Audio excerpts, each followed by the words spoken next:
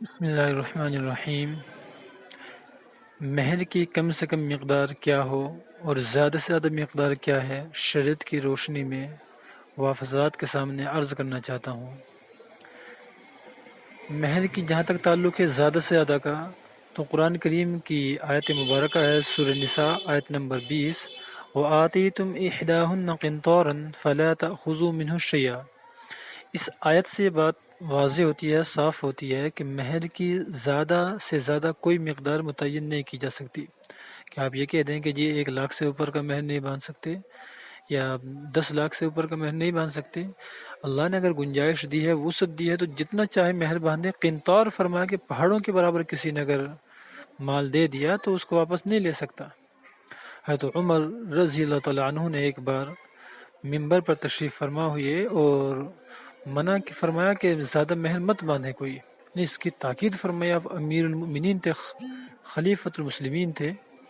ایک بوڑھی عورت نے حضرت عمر سے عرض کیا کہ عمر، آپ یہ تحدید اور یہ باؤنڈیشن کیسے کر سکتے ہیں کہ آپ اس سے نہیں باندھیں گے؟ اللہ نے تو کھلی اجازت دی ہے کہ جتنا چاہے ہم مہر باندھ سکتے ہیں۔ تو بہرحال مہر کی زیادہ سے زیادہ کوئی مقدار متعین نہیں کی جا سکتی۔ اور رہی یہ بات کہ کتنا مہر باندھا جائے، یہ انشاءاللہ ہم آگے عرض کریں گے۔ دوسری بات یہ ہے کہ مہر کی کم سے کم مقدار کیا ہو۔ روایت میں آتا ہے کہ لا مہر اقل من 10 دراہم، کہ 10 درہم سے کم مہر نہیں باندھا جا سکتا۔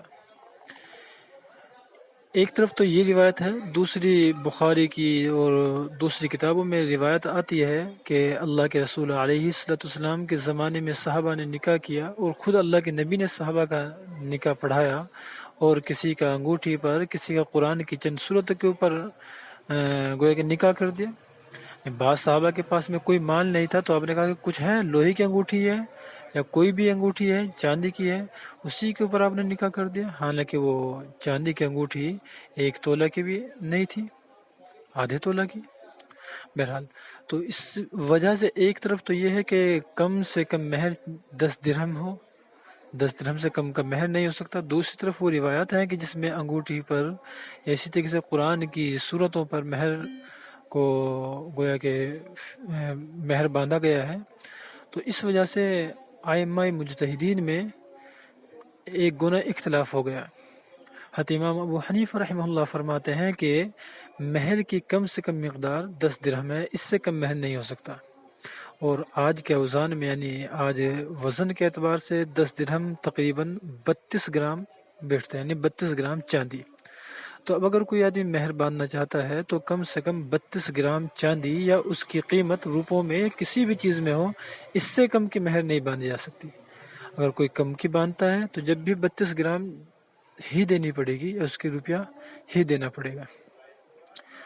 تو جہاں تک تعلق ہے ان روایات کا کہ آپ نے انگوٹھی پر یا قرآن کی صورتوں پر باندھا، تو علماء نے اس کا جواب یہ دیا ہے کہ عربوں کے اندر یہ دستور تھا، جیسے ہمارے علاقوں میں بھی ہے، کہ پہلی رات میں بیوی کو کچھ نہ کچھ دیا جاتا ہے، جیسے چاہے اس کو منہ دکھائی کہہ لیجئے یا گفٹ کہہ لیجئے، جو بھی کہہ لیجئے۔ تو گویا کہ صحابہ کے حالات کیونکہ بڑے کمزور تھے، شروع زمانے میں بہت غریبی کے حالات تھے، کچھ بھی نہیں ہوتا تھا، تو ایسا نہ ہو کہ وہ پہلی رات میں اپنی بیوی کو کچھ بھی نہ دیں۔ تو گویا کہ یہ اس کی یقین دہانی کرائی گئی کہ آپ کے پاس میں کچھ ہے تاکہ آپ پہلی رات میں کچھ دے سکیں۔ تو بعض صحابہ نے کہا کہ میرے تو کچھ صورت یاد ہیں، اللہ کے نبی نے فرمایا کہ ٹھیک ہے، تم اپنی بیوی کو صورت یاد کروا دینا، یہی اس کا گفٹ ہو جائے گا فرسٹ نائٹ کا۔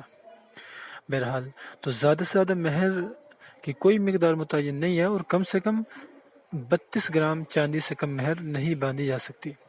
اب مہر کتنی باندھی جائے اور سنت مہر کیا ہے؟